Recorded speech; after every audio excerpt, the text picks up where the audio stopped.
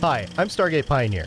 And I'm Steven Jondrew, and we're from Better Podcasting, a proud member of the Gonna Geek Network. Just like the show you're listening to now. The opinions expressed are those of the individual host. Check out all the other podcasts at GonnaGeekNetwork.com. And get ready, because geekiness begins in 3, 2, 1. This is it. The part of your week where you get to put your headphones on, relax, and listen to a bunch of geeks geek out about geeky things. They're passionate. Did you know Magic Mike XXL is actually on the top 25 list of this year's best movie?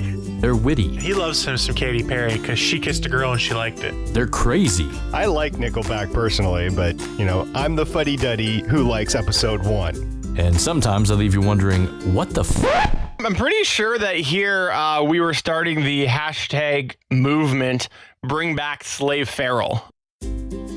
Welcome to the GonnaGeek.com podcast.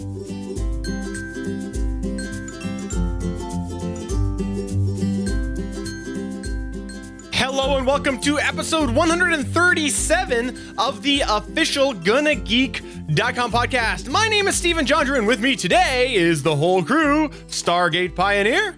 Hey, what's up, guys? I'm podcasting pantsless because the dry cleaners lost my pants. Well, that would be a very good reason. A very, very good dry reason. Cleaned? Jesus, Yeah. You must be made of money. I am the money. It's the green. I just bathe in it, just like that movie with what's his name and what's her name. Robert De Niro, I believe that's who it is. descriptive. No. It was Demi Moore, and what was his name? This guy who plays on Cheers. Willie Harrison. Norm. Gotcha. No, Demi Moore and Norm in bed together. It was Norm. Good to know. Good to know.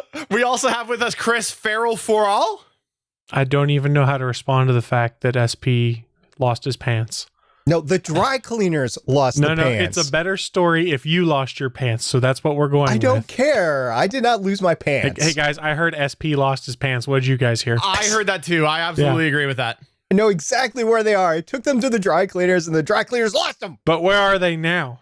I have no idea. So you lost your pants. No, Did the dry cleaner actually lose your pants? Because that's funny. They did. That's funny. I had a couple of shirts. They scanned the shirts. They put them on the rack, and then they spent the next half an hour trying to find my pants. Really? They give you money? Yeah, they gave me $15 for an inconvenience fee, and then they offered to buy me new pants if they still can't find them. And the most funny thing is the lady that was right behind me, she came in to get her husband's suit, which he was going on a business trip tomorrow, and they lost his suit too. Okay, so you've seen the Seinfeld episode, right? Because that's clearly what's going on here, where they're just walking around in everybody's clothes. That's exactly what's going on. And rounding us off here, we also have the one and only French-Canadian sensation, Jean-Sébastien Hero, because he is the true American hero. American hero. La, la, la. Thank you for not singing more than we're legally allowed to. I didn't even know that was a real song. I'm assuming it is somewhere. It's probably somebody's copywritten it for I'm sure. surprised he didn't say, "And the Canadian hero." We don't have heroes up in Canada. You should know that by now. We do. Of course we do. Are we talking about Rob Ford? No, we're talking He about has Trudeau. cancer, by the Trudeau, way. right? He has cancer.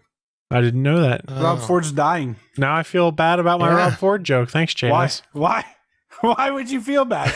Guy did crack cocaine while in office. And admitted it. Man, that's Like- the dream, isn't it? Like that's okay. That makes it all okay. I'm sorry. I did crack cocaine. I'm sorry. I had sex with hookers. I'm sorry. And the best part is it kind of brushed it off like, it was a long time ago. It was like 3 weeks ago. Like, that was forever ago. It's in my past. Like, Yeah, it's horrible. It's just horrible that he didn't get in any trouble whatsoever. True. Well, if you are watching us tonight, you are going to notice things are a little bit different, and I'm a little more plain than usual, and I'm visually plain. I'm audio plain every single day, but what you should know is that We are absolutely using Hangouts on Air tonight because I am in the process of going through a major shakeup on the GGHQ, as I'll dub it. I've switched my office around, and my hugely complicated rig is not available tonight to be properly used. So instead, we are using the Hangouts on Air and doing a little bit of video manipulation after. So hopefully it's not too much different from what you're usually used to. But thank you for bearing with us. And I'll just go move my water off screen right now because I didn't realize it was on image. Real podcasters take the day off to rearrange their desks, sir. Are you calling me not a real podcaster? That's exactly what I said, because if you were dedicated to the network, if you were dedicated to this podcast, you would have taken the day off and you would have been able to rip it just like normal. If you could handle the truth, you'd handle the truth. You want to know the best part about what I do? You want to know?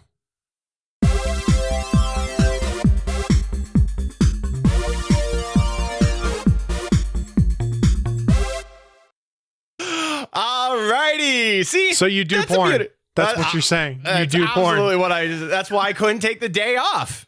Contracts.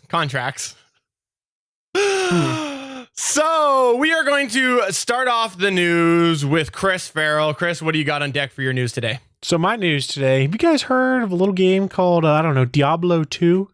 Yeah, they patched it. That's exactly what I was going to talk about. For the first time in 5 years, Blizzard released the patch for Diablo 2. Why this is so significant is A, it'd been 5 years, and B, do you guys know when Diablo 2 came out on PC and Mac?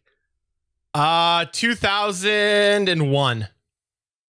That's a close guess. 2003. Oh, it's also close, but not as close. I think 1999 was Diablo 2. So you guys are close. June 29th, 2000 is when Diablo 2 arrived. Oh, wow, really? Wow. Yes. And so just this last week, Blizzard rolled out an update for Diablo 2, bringing it up to version 1.14a, the first update the game has received since 2011 to improve Diablo 2's compatibility with modern operating systems. By that, I mean it plays nicer with Windows 10, Windows 7, Windows 8, and if you're a Mac OS user, now there's an OS X installer for Diablo 2. Something they didn't have before, because when Diablo 2 came out, Macs were on the PowerPC processor, not Intel hardware. That's rich. PowerPC. I forgot about that. Yes. So why I wanted to bring this up is this is part of Blizzard's ongoing initiative to restore their legacy games, make them playable on modern hardware. Probably about 6 to 12 months ago, they'd put out job postings trying to bring in engineers to help them modernize games like Diablo 2, Warcraft 3, and StarCraft. And this seems to be the first major patch we're seeing of one of these legacy games. And I don't know about you guys, how cool is it that Blizzard is supporting a game that is 16 years old still? Yeah, but I'm actually surprised that people weren't being like, what is this word Blizzard? Because, the Earth was destroyed by global warming by the time they put a patch out. I thought that was what was going to happen. No, they patch a lot, man. They patch a lot. They used to be known as a company that would never release games. They would take them years to release games. That was their motto before they got purchased. They would test the crap out of games. But since they've been purchased, they've completely changed their business model. They've been pushing a lot of content out in games very quickly. They've really changed their business model, and they've been very strong. Diablo 3 is getting very heavy patch support. The game is actually a lot better 2 years down the line now since it's released. They've changed a lot of things. They're very good in their patches. They've done that for World of Warcraft. That game was, it's always been well patched. They're doing it for Heroes of the Storm too. Their business model has changed. They release games really early now and they patch the hell out of them. And they've arguably made Diablo 3 better, like you were saying, after a few patches. Like when it first came out, I played it on my Xbox One because they put out a console version of it. The version that came out there was stuff I didn't like. And they have been good about both on PC and console of updating that, adding new content, and taking out things that aren't working. Like the biggest thing they got criticized for on Diablo 3 was the real money auction house, and they've stripped that out finally now. But if you look at Blizzard, this is just a trend, this long-term support. Like JS had mentioned, World of Warcraft, still widely used. World of Warcraft's what, like 13 years old? It was 03, 04 that came out? Yeah, I thought it was 5, but... It was it was my freshman year of college, because I remember kids failing out.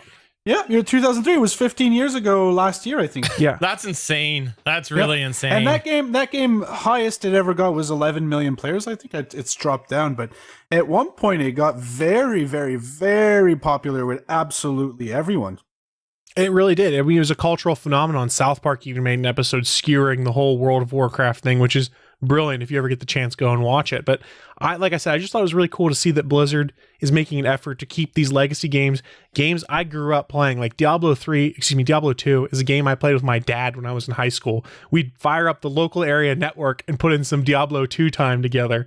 So it's really over cool. your 10 megabit connection? Yes, over the 10 megabit local area network, we would do that. And then when I was in college, we would completely bog down the dorm's network by everyone on my floor playing Diablo 2 together. It was ridiculous how, I mean, it just brings back such great memories to me. And the fact that they're doing what they can to keep this going, it makes me want to play Diablo 2 again. I haven't played the game in like 4 years. Sounds about right to me.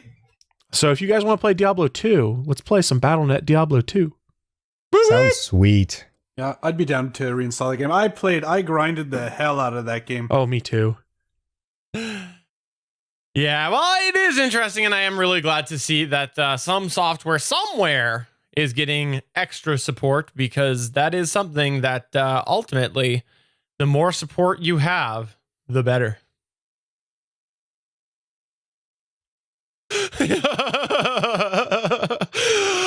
So moving along in the news, I'll go with my news point here, which is about Apple and the confirmed March 21st launch event. This has been something that has been rumored for a while. People weren't sure what was going on, and people have been thinking it's probably the iPhone SE. And sure enough, yes, they have indeed put out an announcement that that there is an event March 21st, and they have not announced it yet. But the rumor mill is extraordinarily hot since this announcement came out. That that apparently maybe we're heading back in time. If I could turn back time. I can't do that. But so that's apparently what's going to happen. We might end up turning back time and getting a little bit smaller of an iPhone. We'll find out on March 21st. There's probably going to be a bunch of other random Apple announcements. And who knows? Maybe the SE will not be launched and we'll all just be sitting there crying.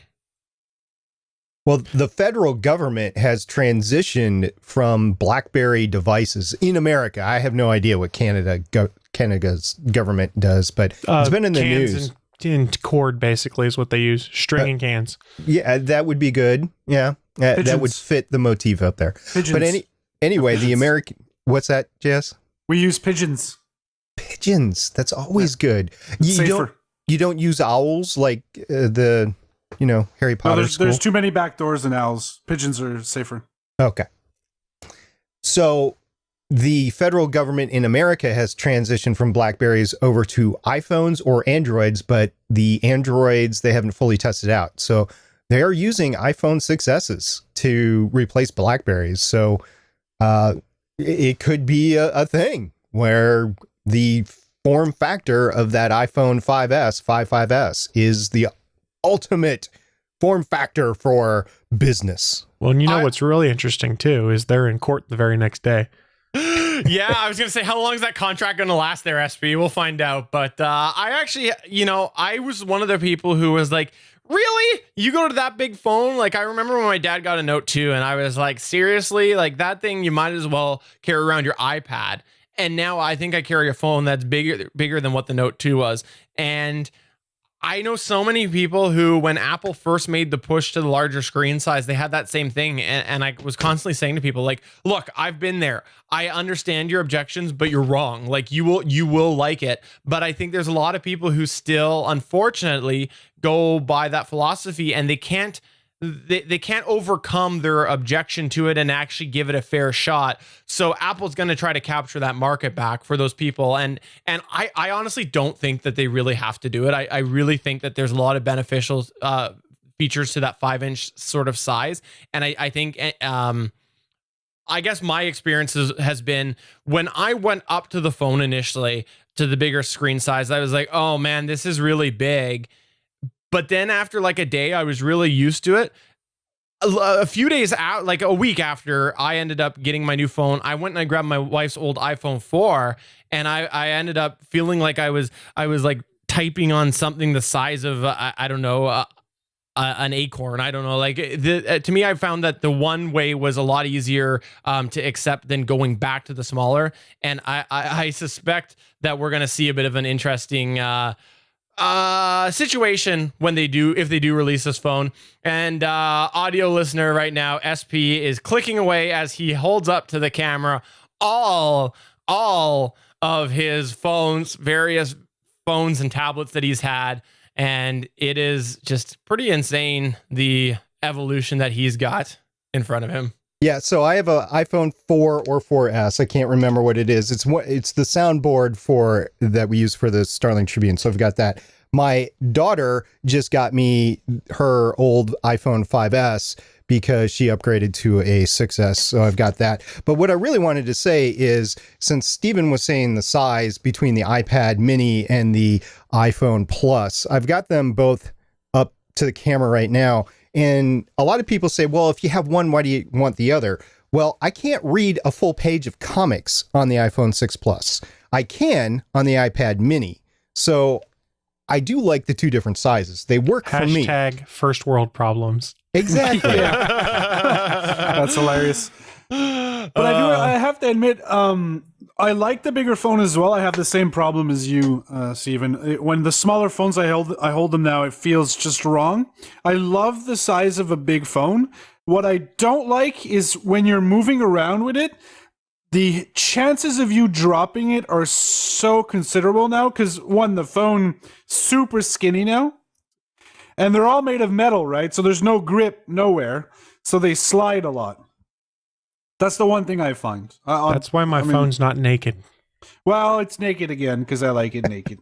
Well, there is one thing though that I have to say where I could foresee this taking off. And before I get to that point, I will just point out Suncast had a similar experience to us with his monitor when he went from a 17-inch 4x3 LCD to a 24-inch 16x9. He thought it might have been too big, and now he could easily go with a bigger monitor. I hear you on that, Suncast. That's what I primarily use is a couple of 24s, and I could foresee those becoming my secondary monitor at some point. But where I was going with my point here is that I don't know what it's like in the States. However, in Canada, we have seen an exponential increase in price point lately on the iPhone products, like to the point that the carriers here, because we went from a 3-year model to a 2-year model, people are still, I've talked about this a bit before, people are still swallowing that pill of a higher device cost up front, because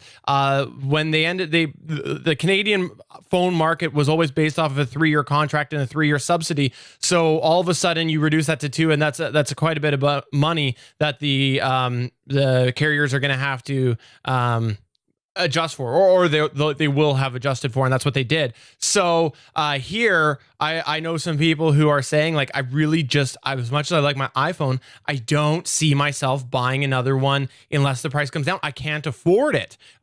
So I think this would be interesting if the price point is maybe 150, $200 less on contract. You might find that those sort of people, it keeps those sort of people as well. Just go Android. The exchange rate also doesn't help. I think the prices have gone up recently because of the exchange rate. The True. laptops have gone considerably up, almost 50%. No, that's fair. That's fair. And I think some of the other manufacturers have actually been eating that a little bit more than iPhone has. And I'm not saying that that Apple should be eating that, because the bottom line is that $1 is $1 and it's out of the manufacturer's hands. But when you look at the market and you see that there's a lot of Android phones available for cheaper, especially, you get your new Android phones out, and within 3 to 4 months, you're getting pretty good sales on them at any given time of the year. With Apple, you're looking at past that 6-month mark to start really getting the good deals. Unless it's like a Black Friday or Boxing Day sale. So I think that that's something that people also consider because they just see price point. But yeah, that was my news point. I'm interested to see regardless. I like I said before, I'm a diehard Android fan, and we will see what this presentation is about. I do need a new tablet. Maybe somehow there'll be something related to a tablet. SP, what do you got for your news? Well, a little bit different than, tablets and iOS devices and stuff like that, and Apple. I'm going to talk about Amazon, which I don't think they have any iOS devices on. And what's so special about Amazon? It's owned by one Jeffrey P. Bezos. Chris, he's one of your favorite people, isn't he? He's an interesting guy. It's interesting the way he leverages his company to try and make new cool products and how he pretty much doesn't care what the shareholders say. That's right. And he's done a phenomenal job so far. I mean, none of us would have thought I would say just 5 years ago that we would have Amazon Prime memberships, most of us here in the States.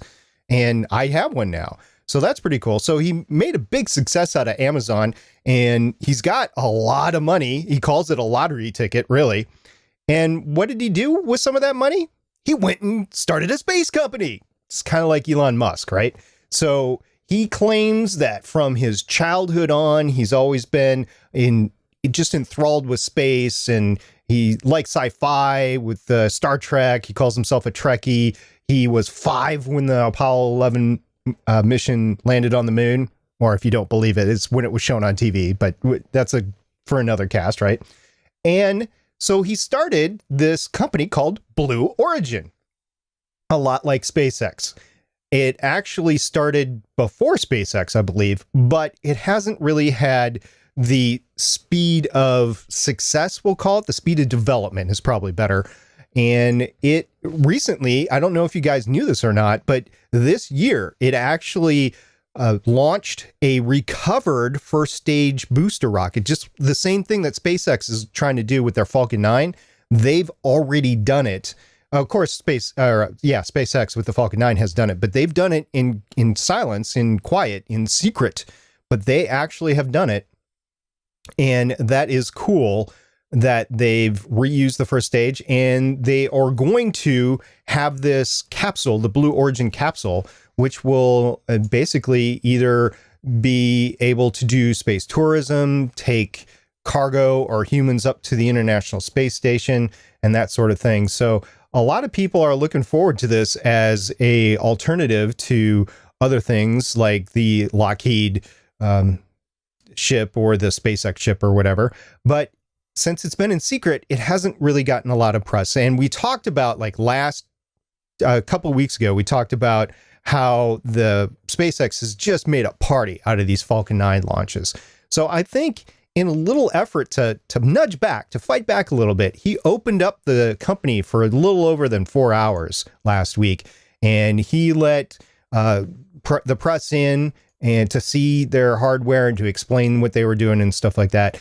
And the story that I found, or actually Chris found it, and he forwarded on to me, was in the Washington Post, which coincidentally he owns the Washington Post, but Right. it was still a good article, and a lot of people are looking forward to this. I mean, let's face it, Elon Musk and Jeff Bezos are billionaire playboys that are doing really cool tech things with their money. And it'll be exciting to see how they push each other as it goes in the future. You can take a look at this like Microsoft and Apple. You can take a look at it like Ford and Chevy. I don't care what you take a look at it, but it's not just SpaceX out there. There's multiple companies that are doing this. Yeah, now I read this article as well, and I want to see if I understood it correctly. My understanding is that my buddy Elon, because that's, we're on first name basis now. Of course, yeah. He likes to do lots of real world trials, hence the constant crashing of rockets, correct, SP? Yeah, exactly. There's nothing better than exploding rocket. Well, wait, I mean, but no, seriously, he's willing to push it out there fairly, not fast, but he's willing to throw the dice on some of the things here and whatnot, and actually real world try certain things. My understanding with this company, lots of theories at this point and lots of on paper sort of things, right?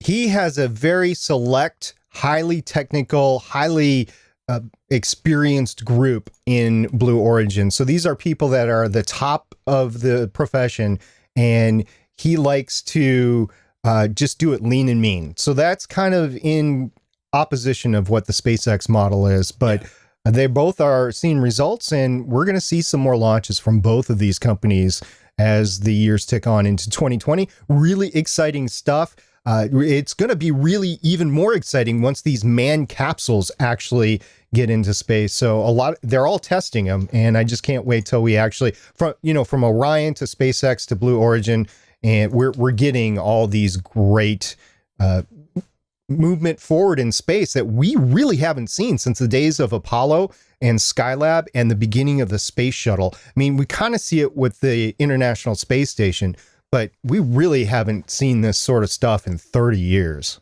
And if I'm remembering what I read in that article correctly, it's that they want to start doing commercial space flights, space tourism in 2017, Bezos said, which is not like launching people up to sit in space forever, but launching up a capsule to go into low orbit or whatnot so people experience weightlessness for like 30 seconds.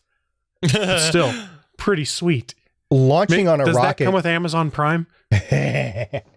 Yeah, SpaceX also has a contract to fly astronauts there by 2017 is what it says in the article. So that's probably where you're getting the 2017 date by. But it will be a different experience to do space tourism on a rocket that's launching from a pad versus taking off like an airplane and then shooting up once you get up to altitude 50, 60,000 feet. So it's going to be a slightly different experience.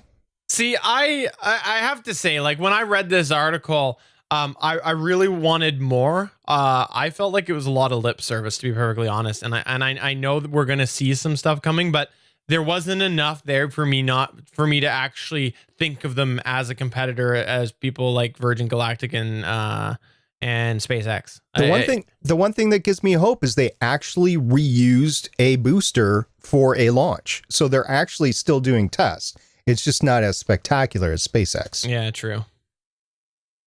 Yeah. Well, interesting. I do think that this is an area that we do need more competition of, and I do hope that soon enough we get more SpaceX type stuff, because I do think that this is the only way that we're going to see a significant push forward in advancement is with some competitors.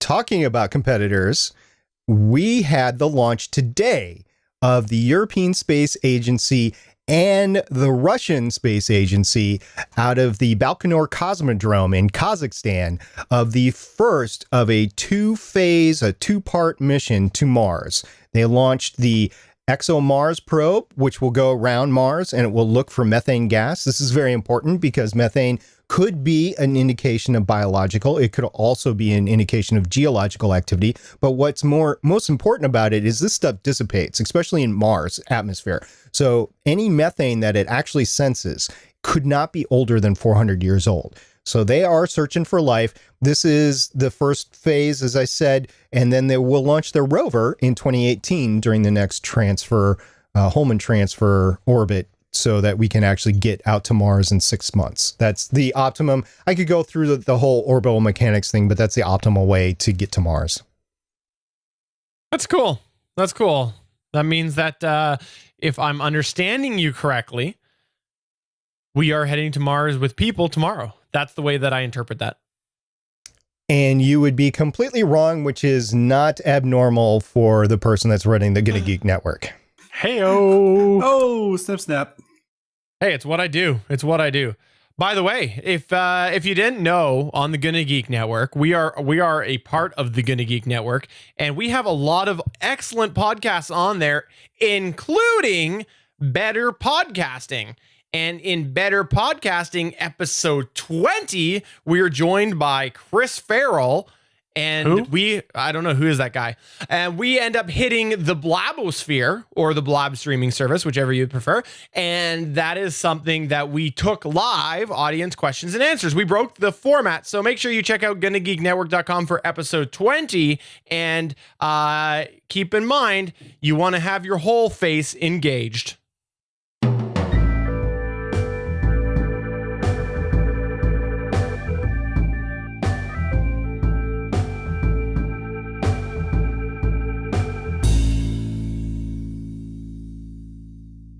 Okay, you won't actually get that because that will have been edited out, or that was edited out, I should say. So, yeah, the thing about Blab, the great thing about Blab is that when people call in, you got no screening. So you can have some real fun characters on there, as anybody who's been on Blab can attest to. But today we are going to be talking about the thing that broke the internet this weekend, which was the Captain America Civil War trailer. Right, Chris Farrell for all?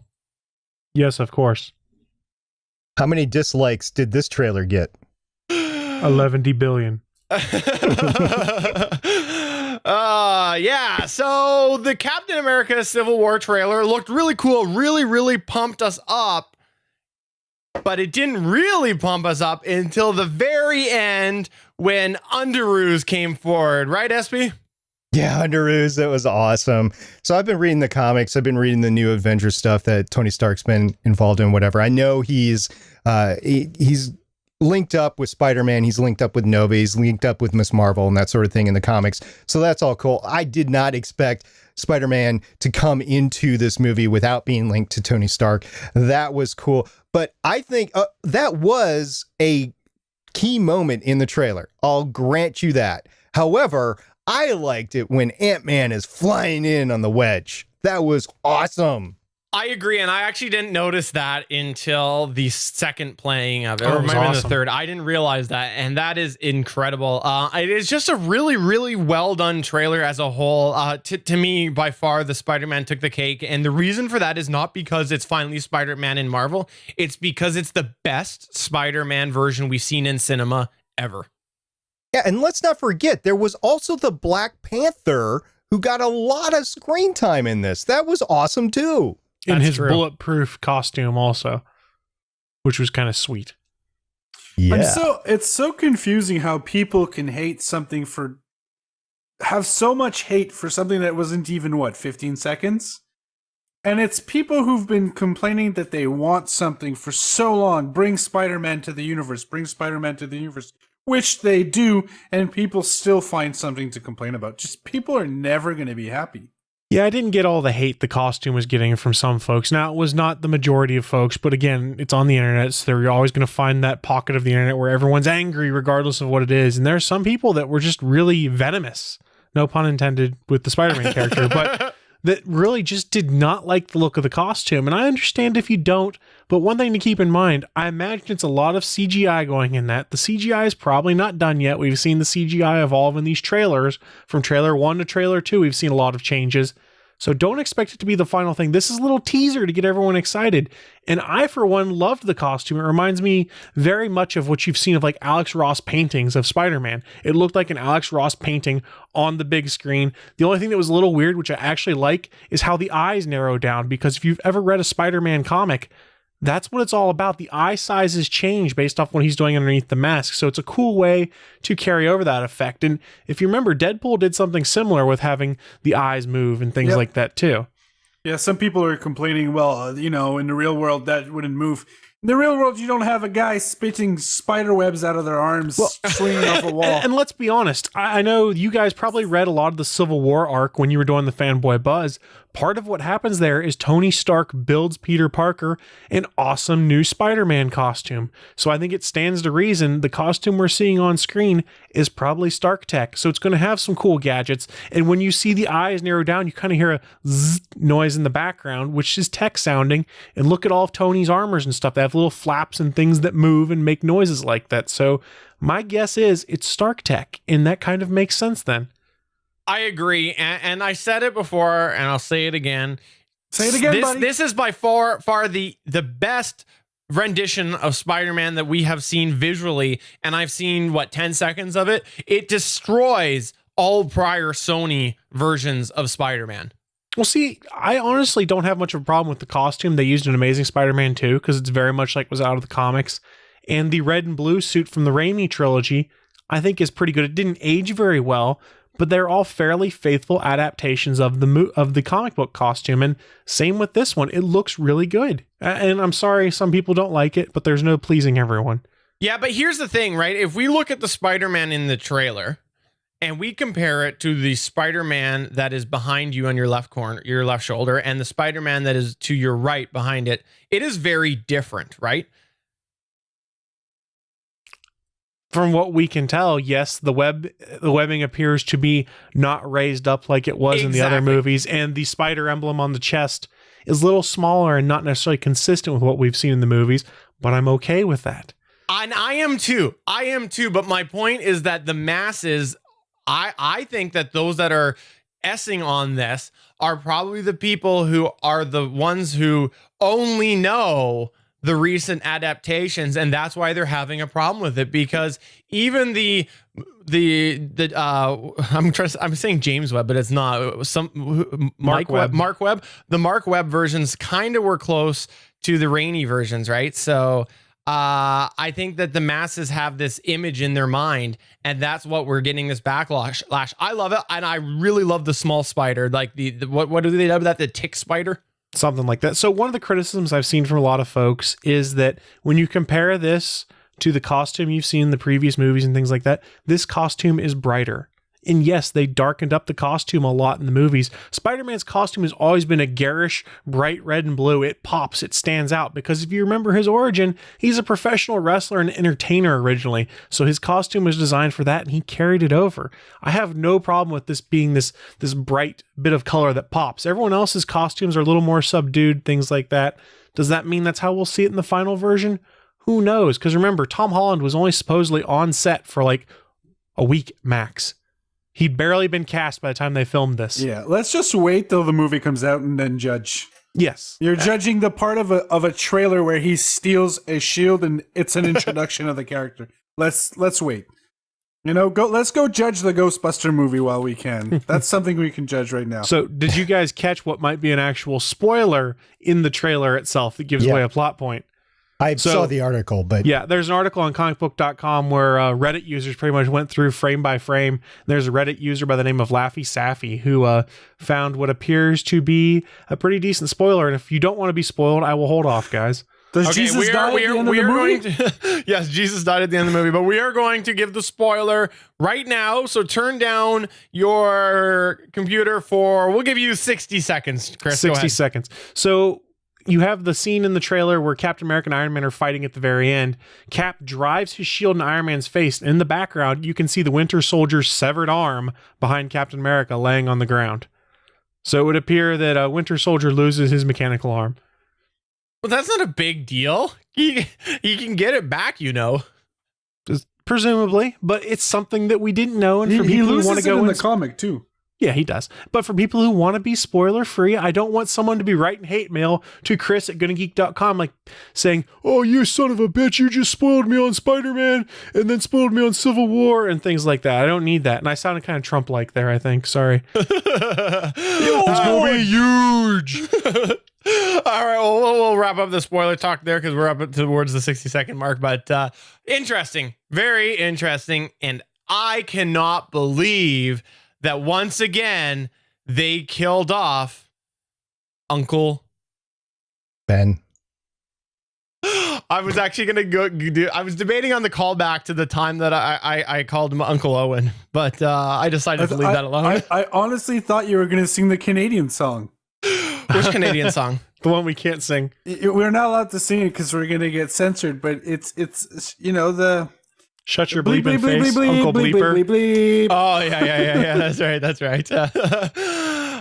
So we did post on the Facebook page. We asked what people's favorite moments were, and we only got one response because I just posted it yesterday. And I had asked for the top 3 moments of the trailer, and we had Lou Gagliardi say, "I don't have a top 3, but I think Spider-Man with Cap Shield would do wink emoticon." I believe he actually typed the wink emoticon, but it showed up in my text log as wink emoticon. Interesting. That does it for me. And I love the superhero pose at the end as well. Yeah, the superhero landing. That's awesome. Yeah. Although, if you haven't gotten your fill of the Avengers lately and you just want to have some fun, go watch season 6 of Venture Brothers and you will see spoofs on Captain America I want to say Hawkeye, but it's really Green Arrow and Thor. It's really funny if you haven't caught it already. They're up to episode 6 or 7 now, so have fun with that. That's awesome. That's awesome. And I also have to say that this quite clearly definitely earns its keep at being dubbed Avengers 2.5. I'm good with that. Yeah, you're not too far off. I think it's Iron Man 4. Yeah, no, it's Avengers 2.5. Absolutely. Which is Iron Man 4. Same No. thing. Same thing. No. Same movie. Because Iron Man 3 never happened to me. I'm kidding. Really? It You was didn't actually enjoy no. that movie? I'm kidding. I really liked it, but I Good movie. was speaking for the people. But no, I actually think that it was a good movie, and it was a lot more character centric on Tony Stark rather than just Iron Man. So really good, really good. To be honest, Steven hasn't liked an Iron Man since Iron Man 1 because they haven't brought back his favorite character. I had no problem with Iron Man 2. I really didn't. Steven, you just missed the ice cream kid. I know how it is. You know, I did. Captain America is the only one that hasn't had a solo movie because the first one was all about Peggy Carter. The second one was all about S.H.I.E.L.D. And this one is all about Iron Man. So it's really not Captain America. One could argue that Thor was about Professor What's-His-Face. Selvig? What's Selvig. her face? Oh, No, I was talking Jane. about I was talking about Selvig. I'm not. I'm talking about Jane. Yeah, I agree. Actually, I don't agree because Captain America 1 to me is about Captain America, but not about Peggy Carter. I know Haley that Atwell. Haley Atwell is amazing, but the movie is not about Haley Atwell or about Agent Carter. So you are wrong. Wrong. Oh, I don't think so. I think I win this one. Let me guess that Winter Soldier was about Agent 13 as well, wasn't it, SP? Yes, absolutely. Chris, JS, you got anything you want to chime in here? I got nothing. I think we've covered it. Awesome. Well, I can't wait to see this more, and this will be one that I will have to see the first weekend for sure. It looks quite incredible, and maybe I'll have seen Ant-Man before then. Yep, haven't seen Ant-Man. Oh, it's on Netflix Canada. I know it is. I just looked it up the other day when I saw Ant-Man in the time trailer. to fire up the VPN. All right. Well, that is going to take us towards the end of episode 137. But before I do close here, if you are listening to this after Friday, which is more than likely, you missed C2E2. That's why you should always keep your eyes on GonnaGeek.com because we always have a bunch of updates about what's going on with the network. But if you are checking this out live and you are going to be in the Chicago area on Friday, 18th of March, you definitely want to head to room S503 on Friday and check out these fine homies, and they might even have some swag to help you with your podcasting. Yep, Friday in the workshop room, which is room S503 at C2E2. That is the Chicago Comic and Entertainment Expo 2016, 2:45 p.m. Chris and I will be there with Naki, Beef, Cody, and Willie, and we will be giving you tips on everyday podcasting for your everyday life. And yes, as Steven mentioned, we will indeed, I guarantee it, have swag for you that Swag? that will help you with your podcasting. Oh my God. I'm so excited. I wish I had money to join you guys. You can, hop on a train, Train? hobo. Yeah, hobo with your little knapsack and everything. I could drive. I mean, I do have a car. All right, we'll see you there. Awesome. Well, that does take us to the end of episode 137 of the official GonnaGeek.com podcast. At least I hope it's 137. I haven't actually read that part of the show doc today. So for episode 40, I'm Steven John Drew. ATR 2100s for everyone. Say it again. ATR 2100s for everyone. Yay! It's in the mail. And I'm Mr. Pantsless. And I'm gonna go get some pints at the line. there will not be ATR 2100s given away at C282. Let me make that very clear. Bye.